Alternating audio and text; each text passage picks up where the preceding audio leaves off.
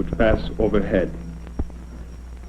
Munich in West Germany is about 100 miles from the Iron Curtain. In this historic city is located the headquarters of Radio Free Europe. Here in this building, programs are produced that break the communist communications monopoly in 5 formerly independent countries of Eastern Europe. Programs that oppose communism with the truth.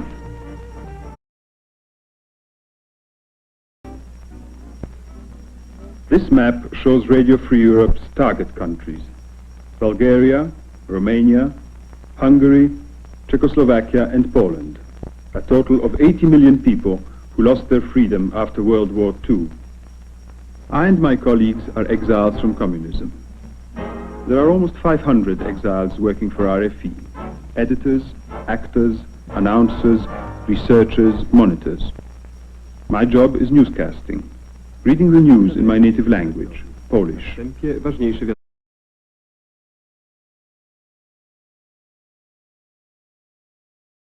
Country. I think a wide variety of programs is produced by each national department to satisfy the interests and tastes of our distinctly different audiences. RFE has programs on politics, religion, homemaking. We broadcast to music lovers, workers and intellectuals, among others. Here the Hungarian department reads greetings from Hungarians in the West to relatives behind the Iron Curtain. Szeretettel csókollak benneteket a messze távolból, Púlából, nagymama. RFE helped make jazz famous behind the Iron Curtain against communist wishes.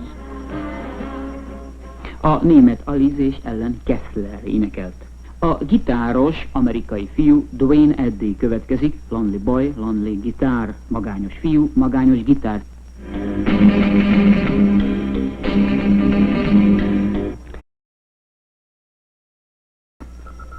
A few miles outside of Munich is one of RFE's 3 transmitting stations.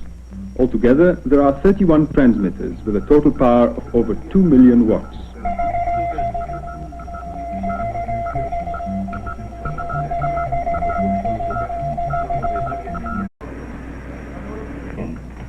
This is Master Control, the heart of the Munich studio complex.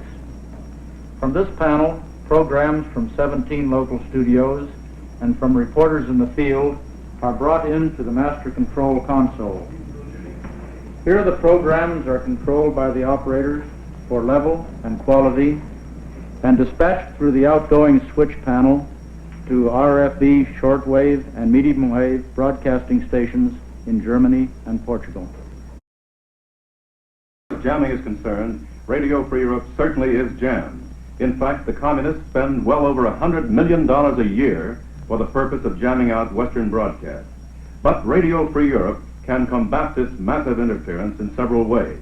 A given program can go on as many as 5 to 7 wavelengths at the same time. Also, we can repeat programs several times during the day.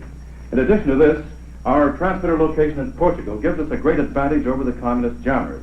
Our signal goes up against the ionosphere, 200 or 300 miles high, bounces down into the target area. This gives us a great advantage over the communist jammers, which are much farther to the east. Now, how well does a Radio Free Europe broadcast get through the communist jamming? If you look for a moment at the charts prepared by the Audience Research Department, they will tell you a great deal about the listening possibilities and the listening habits of the people to whom we broadcast behind the Iron Curtain.